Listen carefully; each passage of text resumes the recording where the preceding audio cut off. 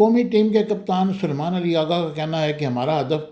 Asia cup جیتنا ہے اور کل اسی مقصد کے لیے میدان میں اتریں گے، جبکہ باہر کچھ بھی بولے ہمیں اس سے فرق نہیں پڑتا، ہم یہاں صرف کرکٹ کھیلنے آئے ہیں۔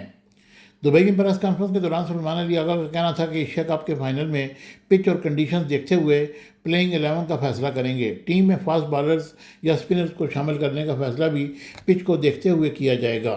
ایک سوال کے جواب میں انہوں نے کہا کہ میں تمام کھلاڑیوں کو آزادی دیتا ہوں، وہ گراؤنڈ کے اندر جو بھی کریں، لیکن اس چیز کی اجازت نہیں دوں گا کہ کوئی کھلاڑی کسی کی توہین کرے یا پھر کچھ ایسا کرے جو ملک کے لیے نقصان دہ ہو۔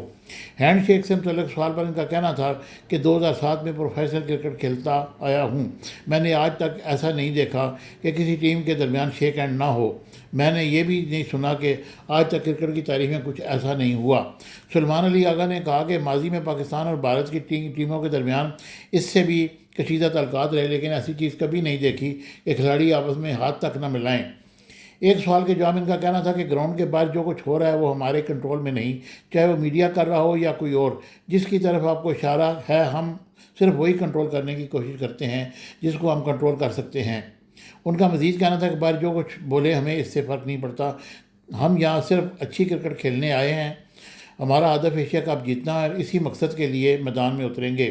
قومی ٹیم کے کپتان کا کہنا تھا کہ بطور بیٹر ہم سب کی ذمہ داری ہے کہ اچھی کرکٹ کھیلیں، اور ہم سب اس بات کا اندازہ ہے کہ اب تک اچھی کرکٹ نہیں کھیلی، ہو سکتا ہے کہ ہم اپنا بہترین گیم فائنل کے لیے رکھا ہو جو کل سب کو دکھے گا۔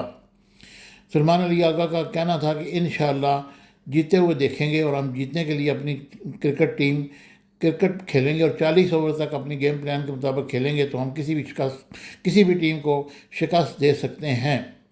ٹاس سے متعلق انہوں نے کہا کہ ٹاس کسی بھی میچ سے کوئی فرق نہیں پڑتا اور اس کی کوئی اہمیت نہیں، کوئی بھی ٹیم ٹاس دے کر اپنی حکمت عملی نہیں بناتی، کل بھی یہی ہوگا اور ہمیں امید ہے کہ ہم ایشیا کپ لے کر آئیں گے۔ اب یہاں تک ہم پہنچ چکے ہیں تو انشاءاللہ آگے بھی ہم اپنی کوششیں جاری رکھیں گے اور قوم کو مایوس نہیں کریں گے۔ قوم ہماری جدوجہد اور ہماری سروسز کو دیکھے گی، کل ہم انشاءاللہ اس بات